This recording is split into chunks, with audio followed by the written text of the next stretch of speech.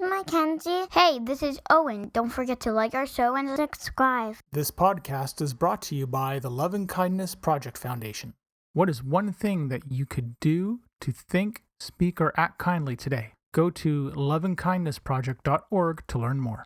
Before we begin this podcast, if you or someone you know is in crisis or needs emotional support, there are tools that can help. So get yourself a pen and paper or open a note-taking app on your phone or computer. Feel free to pause this episode while you get yourself ready.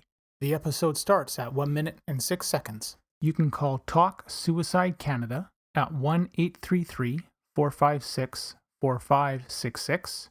You can text 45645, which is coming in the fall of 2023. In Canada, you can also call 988, the Kids Help Phone at 1-800-668-6868.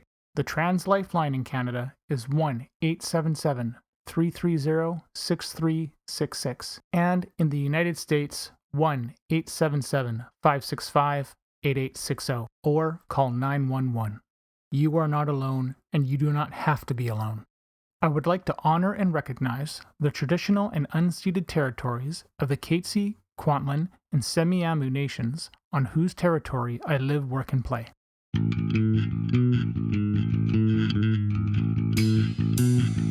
Welcome to We Are the ADHD Family Podcast. This podcast is meant to chronicle our journey with ADHD, autism, and other discoveries along the way. I reach out to advocates, experts, individuals, and other families that want to raise their voices and empower those on their journey. My name is Mark Smeets, and I am passionate about removing barriers for others through creating connections and building on strengths and practical problem solving. I am married to Siobhan, a parent to 2 wonderful kids, and all of us have ADHD. I want you to feel like you have power and hope. And now, into the episode.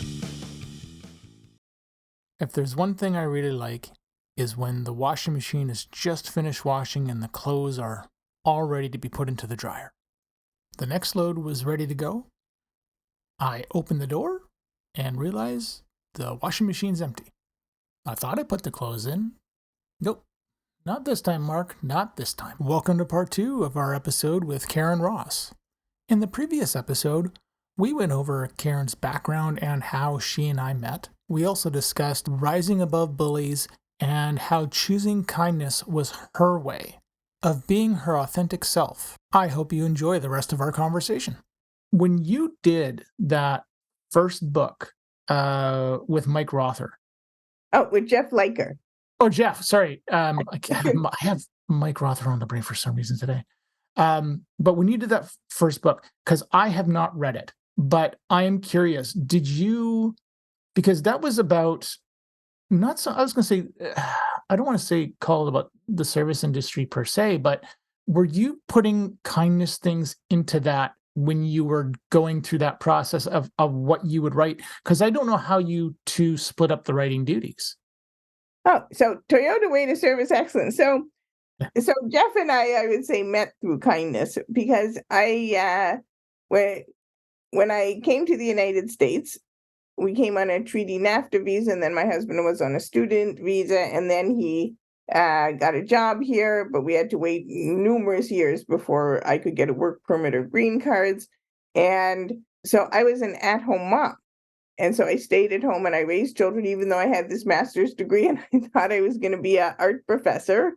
And then, of course, I had 14 blank years on my resume, and it was not that easy to get a job. But I went to work in frontline customer service, because actually I like customer service and I like helping people. It's a kind of thing. And actually what happened was that I found that I actually worked in a very unkind environment from the management perspective. And also, people who call on the phone for customer service are not necessarily all that kind either.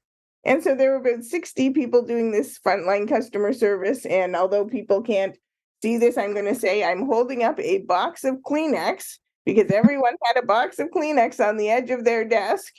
Not so that they could blow their nose when they had a cold, but so that they could wipe their eyes when they cried on a daily basis when a customer called to scream at them that they'd made a mistake or management was unkind as well. And so I thought, and this is where my art background comes in, I thought there's got to be a better way to do this, right? And there's got to, as artists, we're super creative people, we solve problems. And so I heard the word Kaizen floating around, and to make a very long story short, my fabulous mentor, Leslie Hinkler, who was doing head of, lean in another part of the company, helped me. And she heard about what I was doing and trying to make things better because I was teaching myself. And she said, "Can I just come over there and help you?" And so she showed me that kindness. And then I started reading books, and I was reading all kinds of books about process improvement. And Jeff Liker's book, The Toyota Way to Lean Leadership or Continuous Improvement, came out. They're both in the same year, so I don't remember which book it was, but I had a question. And so I decided I'm going to send Jeff. I looked up his email on the internet. I decided I'm going to send him an email with my question. And so, of course, here I am, some frontline customer service person, self-taught, doing all of this writing to one of the most famous people in this area. And I typed up the email, then like my finger, like I was like, okay, afraid, you got to hit submit. And then I don't know, there's two things that could happen. Either, it won't respond and I'll have, spend a few minutes putting down my thoughts, or he will respond. So 10 minutes later, Jeff responded. And we started a whole entire conversation. And we just talked all about process improvement, and we got to know each other. And 5 years later, I'd left the frontline customer service. I was actually working in process improvement. And Jeff said, "I want to write a book about process improvement in services." And so we wrote it together. And so his initial kindness of it, again, answering my email. So when people say, "Oh, but it's so easy to talk to you. All I have to do is send you a note on LinkedIn." And you say, "Oh, let's talk to each other." Well, I learned that from somewhere, right? I learned that from Leslie, who said, "Oh, let me come over there and help you." Flew from Rochester, New York to Chicago to help me, right? From Jeff, who's like, "Oh, let me just help you." We learn that kind of behavior. We can learn unkindness from those who lead us. We can also learn kindness from those who lead us, right? And I think a lot of us in the process improvement community, we've actually experienced that kindness from people who are more senior to us, and we pass that on, right? Yeah. We absolutely pass that on because we have learned that this is the way to be. This is the way that's going to make a kinder, better world. And it's funny because I know when I was at my first, I just call it my first real job, which happened to be customer service, but it was the senior directors up on the third floor because I was on the second floor, and God forbid you went up to the third floor, but I had a good enough relationship with a lot of them because I of all the packages I found. It's like, no, Mark's one of the few that's allowed to come up there without question. Don't harass him. Anyways, they're the ones that taught me those sort of things. And it wasn't, I was just trying to be kind when I worked in general. And in something like, especially in something like freight, where you're, constantly being yelled at because something's late or a package has gone missing or what have you. I mean, believe me, I know I really have, I've heard and dealt with it all, folks. The To have those executives show me and teach me the things that they did, and not only that, just by some of the actions that they did. And I remember telling an early mentor a long time ago, he came to a union meeting. He was an area director, went to the union meeting and met with the drivers and a bunch of us. And he gave out his cell phone. I'm like, "Look, if there's a problem, just call me and we'll deal with that." I'm just like, and I'm looking at Tony and just going, "What in the world?" And I had not really seen that action before. And I told him that years ago, just that because it made such an impression on me because I was young. And if you've got someone this senior that can be that kind, then and they're and they mean it. Why is it so hard for many other things for many other groups of people to sit there and do that? And I think, and when I sit there and I give that example, what it comes up to me is when I think about the school system and the exclusion stuff that goes on up here, excuse me, and having to, have kids included in school activities and having teachers trained and stuff like that. There's so many little things that you can do to show kindness to help make somebody's life easier. And it's not difficult, I don't think. Um, I which don't think so. I Yeah, Well, I don't think so either. And I think that you're saying the really important thing is kindness is about action, right? yeah, And when other people show us how to act kindly, it makes a huge difference because so often people say to me, but if I'm kind, isn't someone going to take advantage of me? Isn't somebody going to walk all over me? And isn't it going to be seen as weakness? And I really thought a lot about that because it's so strange to me because oftentimes taking an action to be kind, which means that you have to put yourself out of your comfort zone, or something that might inconvenience you. Like someone gave you their cell phone number, and actually, guess what?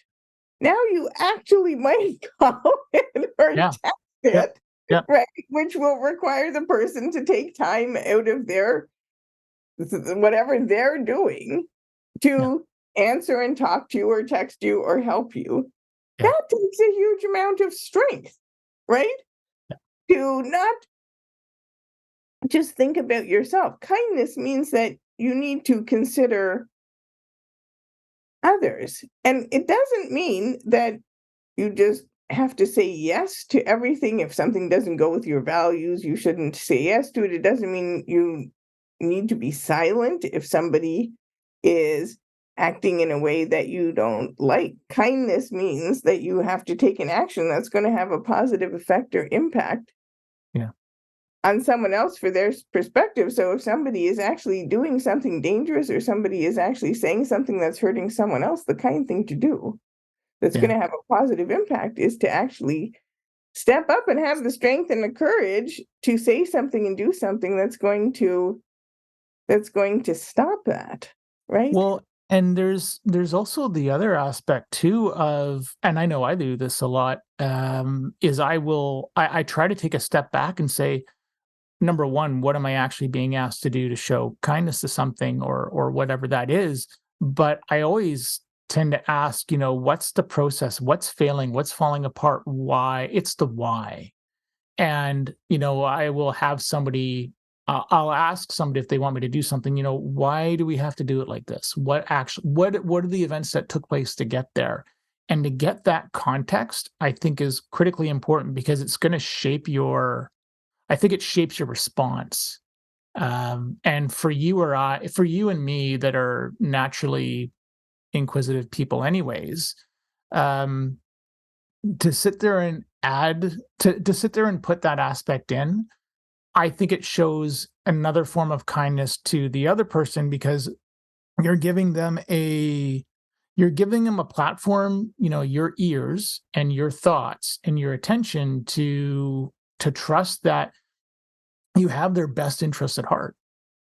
And I think when especially when you're doing something like you're advocating in schools for our kids, and I know we haven't talked about the uh your kids and stuff, but like when you're I know advocating on Owen's side of things and even Kenzie as of this morning too, um, being able to find out that other person's perspective before you reply, I think it's a huge thing. It really is.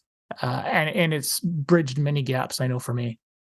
I agree. And the second act kindly practice in my book, The Kind Leader, is listen with open eyes, open ears, open mind, and an open heart, Yeah. right? Because the if the roots of kindness are empathy and compassion, the way to practice empathy is to actually listen to somewhat what someone else's perspective is and what someone else's thought process is and what someone else's experience is. And I always say open eyes because so much of body language is carried, so much of communication is carried on body language, and you look around at people's surroundings and you go to where they are.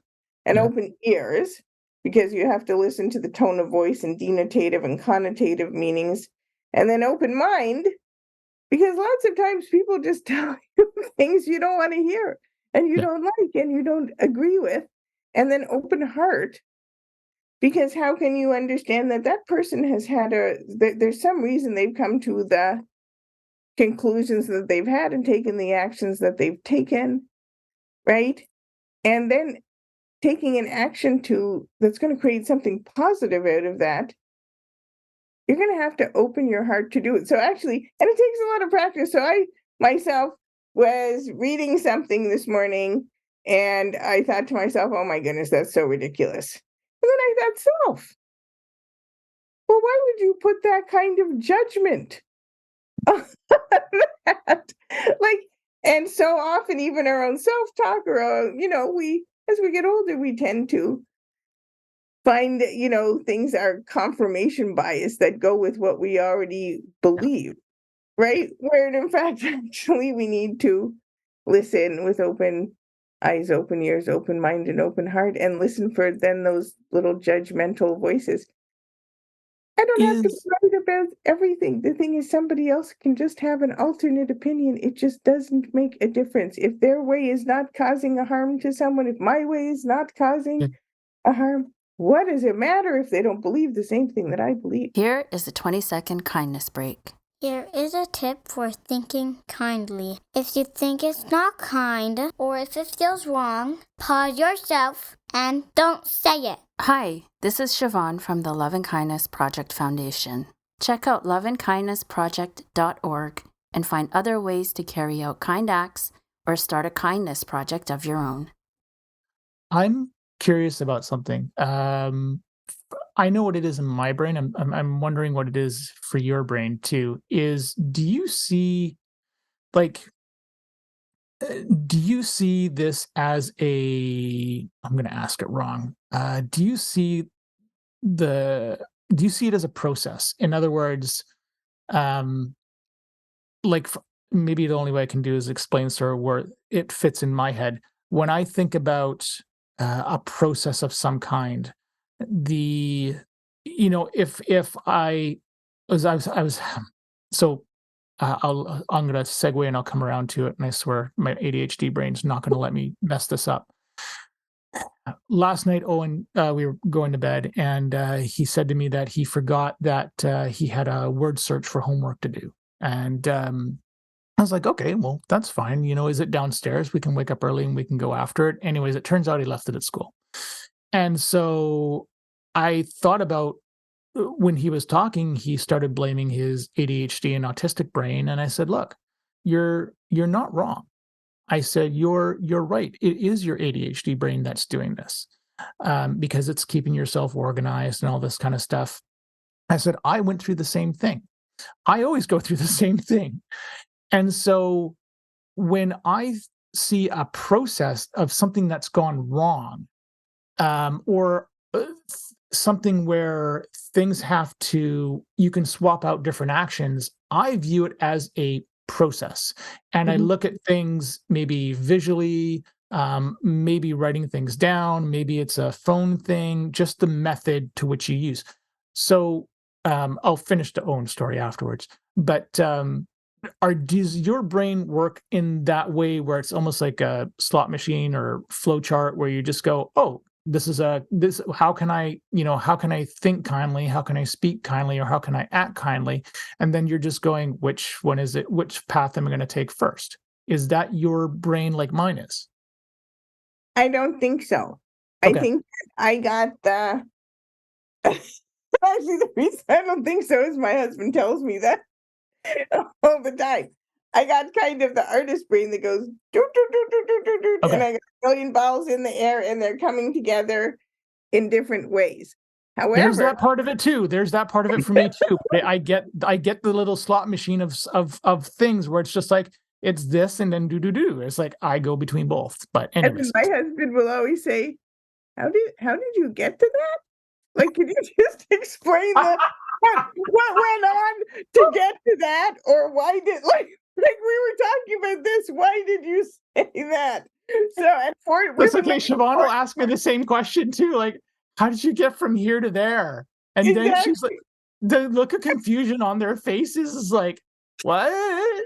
Why? I do think though that I have a very set process of how to practice, right? And actually, it's written down in The Kind Leader. And it's one of the reasons I wrote the book. So, since I know the first thing I'm probably going to do, because our brains are hardwired for negativity bias, since the first thing I know I'm probably going to think something unkindly, I'm very conscious of when I hear something again, like this morning when I thought I hear myself thinking, oh, that is ridiculous. I'm thinking, okay, how can I change that to assume positive intent? Right. And before I'm going to speak, especially if I'm angry or frustrated or know that there are some things, just like everybody else that trigger me, like, that I say, okay, I have to breathe and I have to do the box breathing and I have to pause or I have to walk away or I can't respond to this email right now because it will be unkind. Yeah. Right. And so I do practice those things. And the reason I always say kindness is a practice that takes practice, and kind leadership is a practice that takes practice, and kindness is about action. Sometimes it's about stopping yourself. The action is stopping yourself, right? Yeah. Is that it does take practice. And the amazing thing is that anything we practice, we actually tend to get better at it over time, Yeah. right? We learn Yeah. new things about it, and we have we great introspection and reflection, and we learn things about ourselves, and we can use our PDCA, plan, do, check, act Yeah. cycle to say, oh well, maybe if I, try this, it'll lead me to a kinder result. But we actually have to. So I would say for that, I do have a very strong process. Does it work 100% all of the time? Absolutely not. And then I need to remember to be kind to myself too. Well, and I think that intentional pause, and I think that's something you and Katie really drilled home really well. Because I think it was you two that did that for me. Um, the Katie I mean is a friend of ours, Katie Anderson.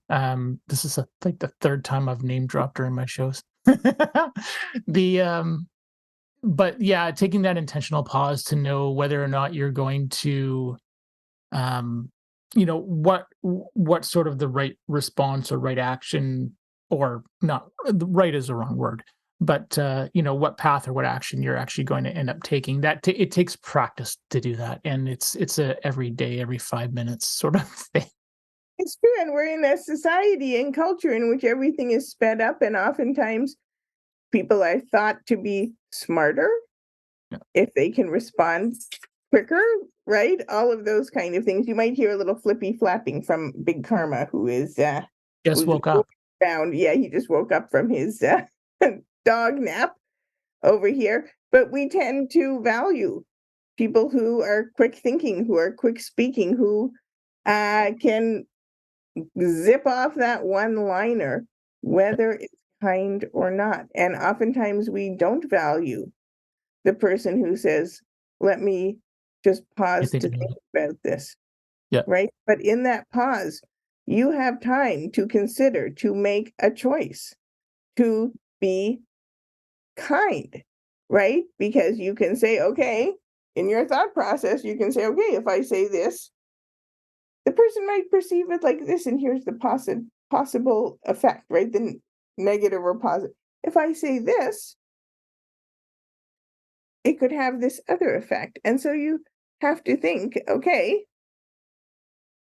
kindness is about creating a positive outcome for someone else. And When that no, go that thought process, and again, the more you practice, the faster it speeds up, but it's super important.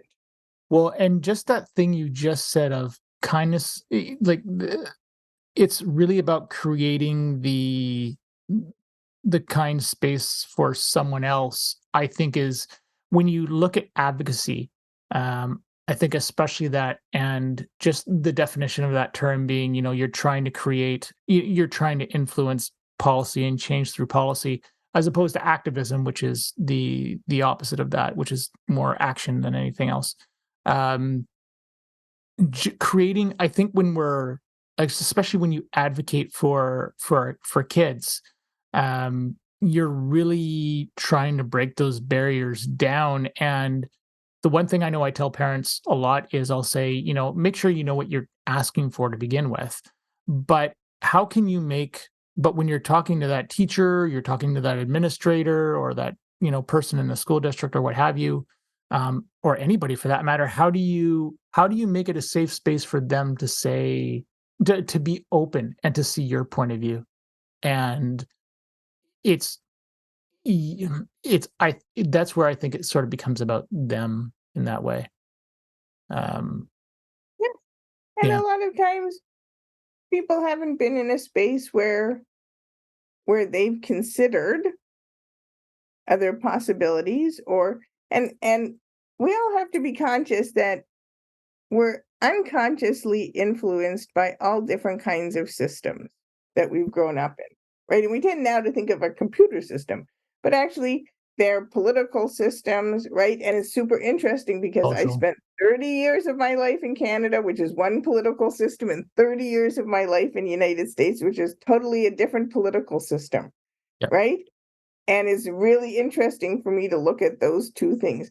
People grow up in different religions. Religions are systems. They teach you all different kinds of things. Then you go to school, and depending where you go to school, now you're in a system that's teaching you all different kinds of things. Maybe you play a sport. That's a system. And as we grow up, we're unconsciously influenced by those systems. So a lot of times, actually, especially in school systems, because people are often taught to be rule followers, right? We like rule followers, yeah, team players, rule followers, yeah, right? That someone will tell you something is impossible. Like when you go to talk to the teacher, the administrator to advocate, they'll just simply tell you something's impossible, but actually it's not really impossible. But actually, that's all they know, right? Or it might be difficult to change a policy. It might be difficult to work around the rules or do something for one child. But yeah, they're stuck in systems too. They're just simply stuck in systems too. And when you show them kindness, so last night I went to get my updated COVID booster, and I went over to Walgreens, and there was there'd been a scheduling problem, so I was supposed to go to one Walgreens, then I had to go to another Walgreens, and they were really surprised because we showed up on time, my husband and I, with our papers all filled out. And then there was a young pharmacy tech who was having some problems working in the system, and the pharmacist helped them. And finally, she gets to us, and it's time for our shot. And we're cheerful and happy. And I gave her a kindness button, one of these, the little green background with a red heart, and said, "Thank you for kindness." And it was like probably 6:30 or 6:45 at night by that time, and I'm sure that she'd had a super long day, and she said, "Oh my goodness, you don't know how much I appreciate this." yeah, And how just saying thank you for I'm just doing my, and it really took me right back, and this will bring us full circle in our conversation. It really took me right back to frontline, working in frontline customer service for 7 years, yeah, right? That tiny amount of kindness, and I could just imagine, people are not feeling well when they're going to the pharmacy, they're tired, they're grumpy, they're in a hurry, their kid is sick, they're whatever it is. Oftentimes they're not kind. Yeah. But just that little extra added moment, that thank you for giving me the vaccine. It doesn't matter if it's her job. Yeah. It's right for chatting while doing it, for helping the young person learn their job so other people can get help. It's those little things that make a difference when you're having those conversations too. Maybe a nurse is giving you the shot, but the person that you've been talking to that's been getting frustrated through the system, you sit there, you talk to, as you're done your shot, hey, thanks for the conversation or thanks for something like that.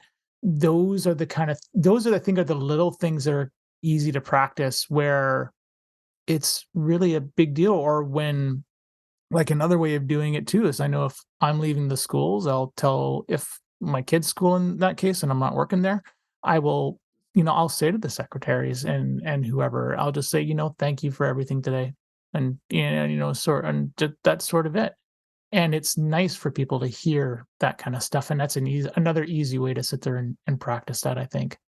Right. Um, And the more you practice that, because everyone is in a hurry. Everyone has things they yeah. have to get to. The people who are It's like, doing their job are in a hurry, but we yeah, could actually just stop for a second and say thank you, or yeah. smile and say, "Hi, how's your day today?" And Right? it's not a case of it being hard per se. This is like you and I said to each other the other day, last week. It's not a case of it's hard work. It's just a different kind of work, ultimately. So, Exactly.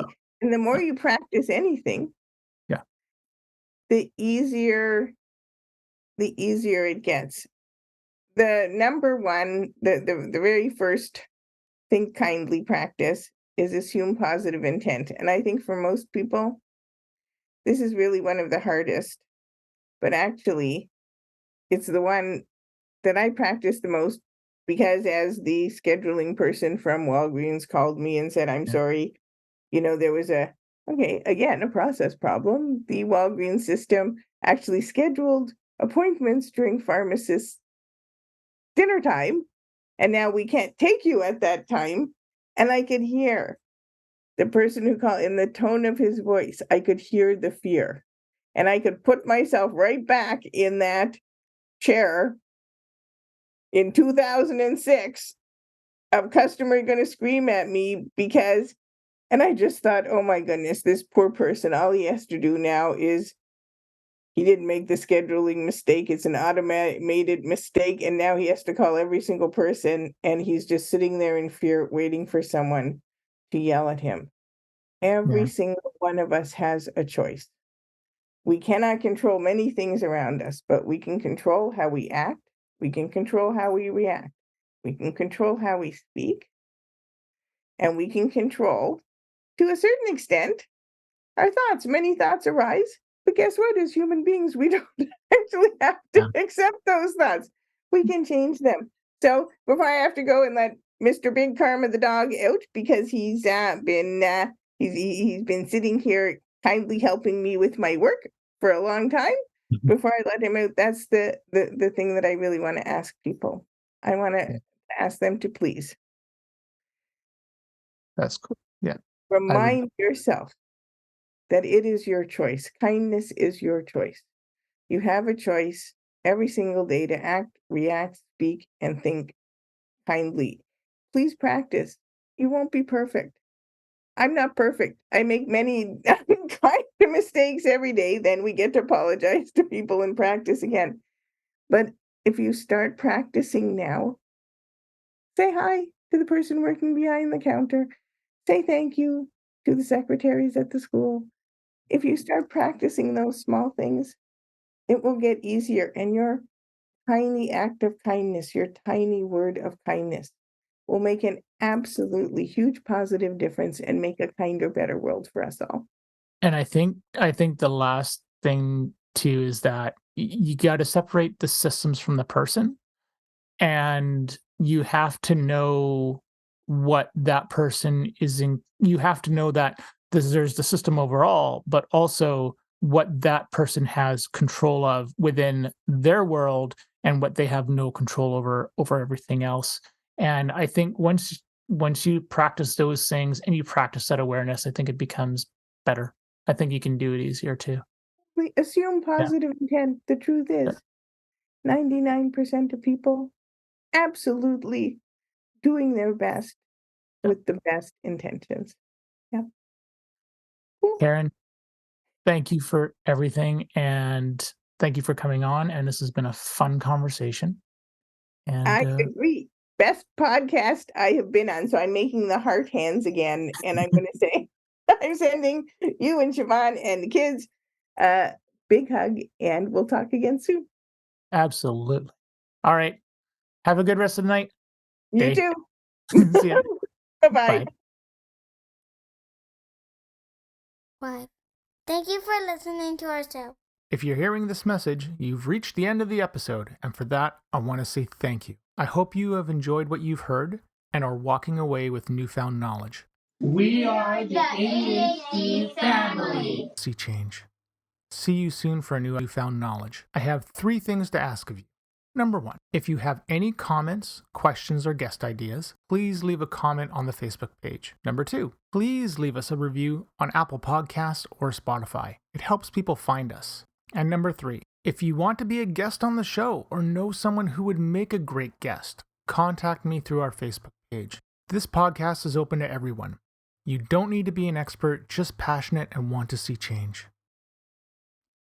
The opinions expressed by the host and guest are not associated with any employer or organization unless otherwise stated.